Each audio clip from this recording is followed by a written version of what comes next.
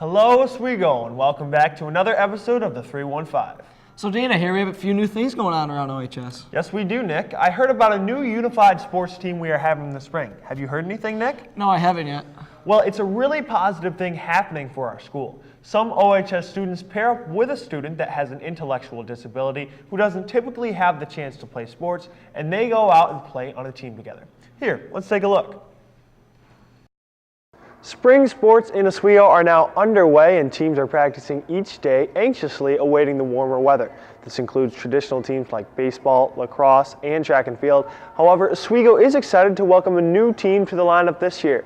Oswego Unified Basketball is a collaboration of students with and without intellectual disabilities. Oswego's athletic director, Rhonda Bullard, has worked hard to turn this dream into a reality for students. Yes, this was something that as the county ADs that we met for Oswego County, Fulton was the team last year that had it, and then they had to travel. So this year when we met as county athletic directors, we decided that we would all try to embrace this because it was such a monumental event for Fulton.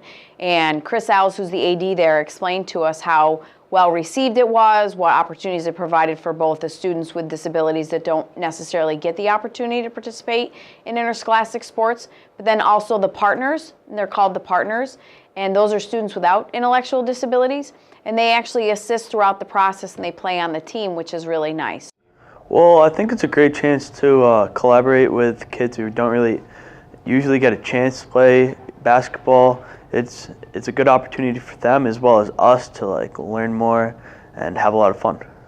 New York State Public High School Athletic Association Assistant Director Todd Nelson said that schools that offer unified basketball have seen a positive change in school culture. Students will attend games to support their classmates and acknowledge each other in the hallways, classes, and the cafeteria. We have heard stories of how students with disabilities are not being treated equally in all aspects of the school setting. Todd went on to say, "We currently offer basketball in the spring and bowling in the winter. Our goal is to have a minimum of one sport per season. Some future ideas in the unified program include cross country, track and field, soccer, and volleyball." Brian Peratt, a phys ed teacher at our very own Oswego High School, will coach Oswego's inaugural team. A successful season will take preparation and planning with Coach Peratt. Well, I think we decided right now we're going to experiment a little bit with practices, but majorly what we're going to do is break it into a station system so that things change really quickly for the population so that they're not getting bored quickly. Attention spans typically are shorter, so what we do is we'll go a shooting station, a passing station, very basic stuff, and then kind of coach up our other students as to how to help our challenged students on the floor. It's different.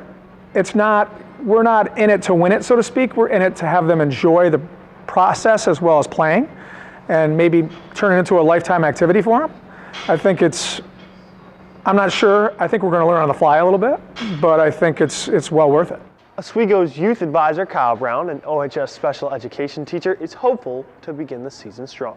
So far, being that with unified sports in Oswego City School District has been collaborating all of our population in the building to give them an experience of a lifetime, to have an enjoyment, non-competitive, authentic learning around the sport of basketball. So my role was to reach out to some of our staff members that work with some of our students along with other staff members to pretty much bring a whole team setting in to have a full community of representing our high school atmosphere. Although this year's team will only include basketball, Mrs. Bullard is excited about what the future holds. So once you have basketball for first year, you have the option, and then the second year is obviously to continue with the basketball, but then you can supplement that program with bowling. So I've already talked to our varsity coaches for bowling, and they are certainly welcoming that kind of a program, but I think the district would welcome it too. We have the Lighthouse Lanes, which we could utilize, and I do think that with it being a slightly different sport, I think that we certainly could get maybe some additional students involved with this, and we would certainly like to embrace any opportunities that come down the pike in regards to what other athletic sports that they want to provide for the Unified Sports Program. So everything is pretty much going to be the same uniforms. You know, we have cheerleaders. Obviously, spectators are more than welcome to go. We're going to have concessions.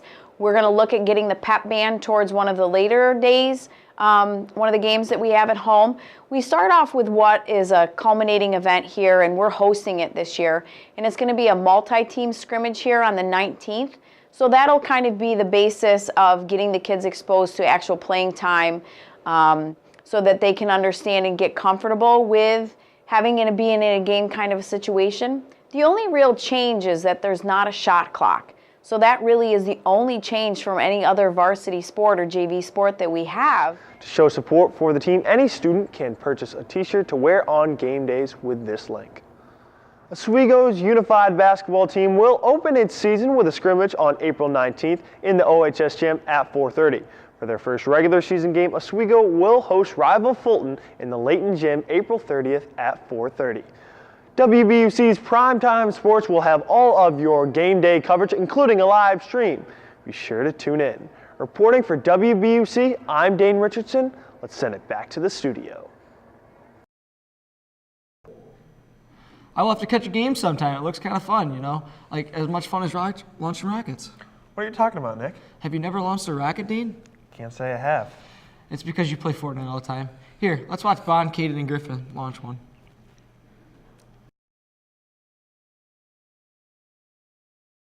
Hello and welcome to Building a Rocket Engine with Griffin, myself, and my dog Emmy.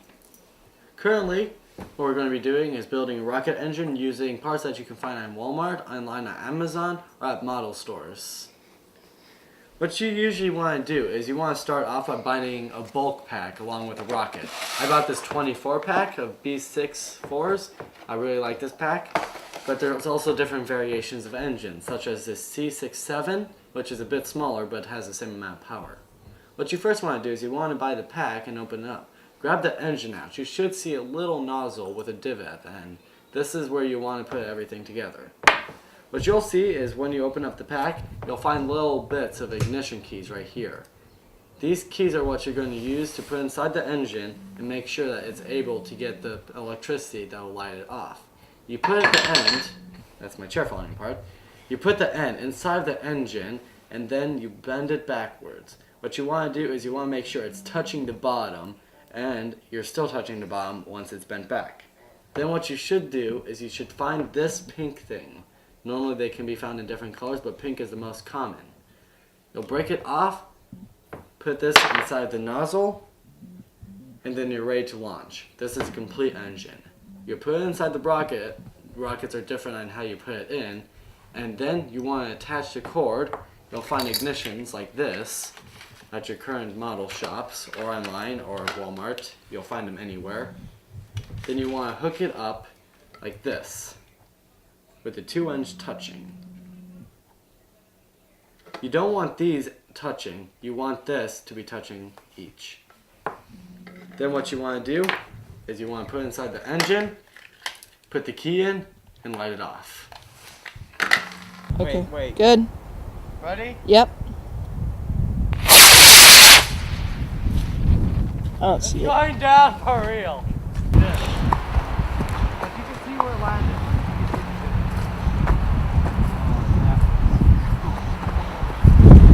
Well, that's how you launch a rocket, folks.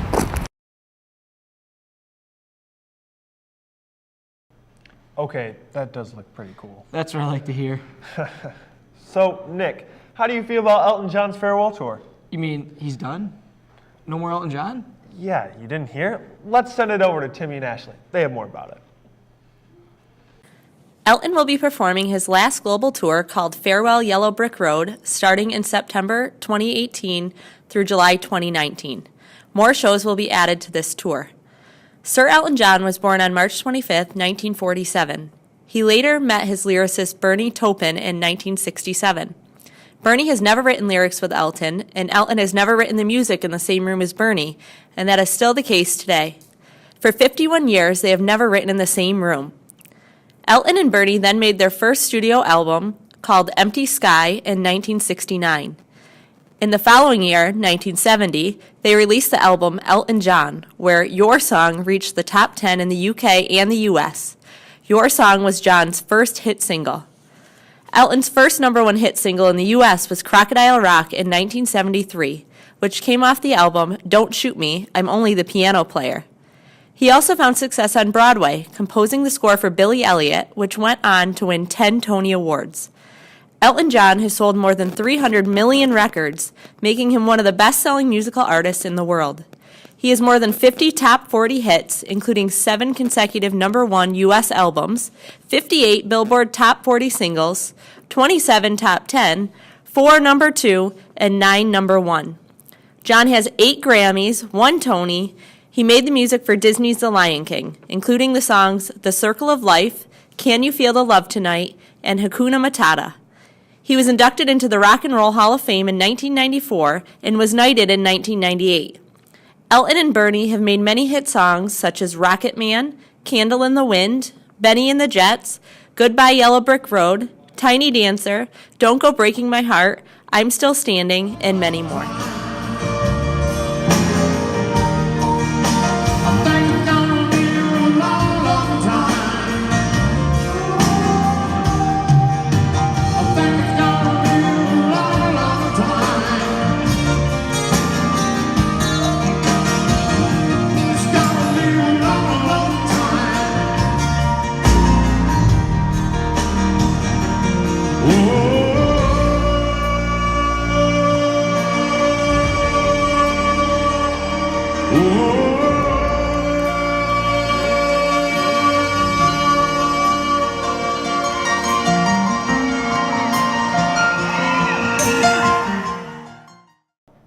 Elton, such a legend. Hope Timmy gets to see one of his shows. So Dan, you know a lot of times I like racing my friends and going down West First 70 miles per hour. What about you? Well, you know, I'm a little bit of a goody-goody, so I can't say I do that. But former OHS and WBUC student Camden Proud has announced that he is going to be driving a super modified race car at the Oswego Speedway this summer. Sounds great, doesn't it, Nick? Yeah, it does. I can't wait to see what he does.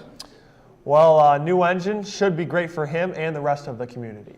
That's all for our show. Tune in next week for another episode of the 315.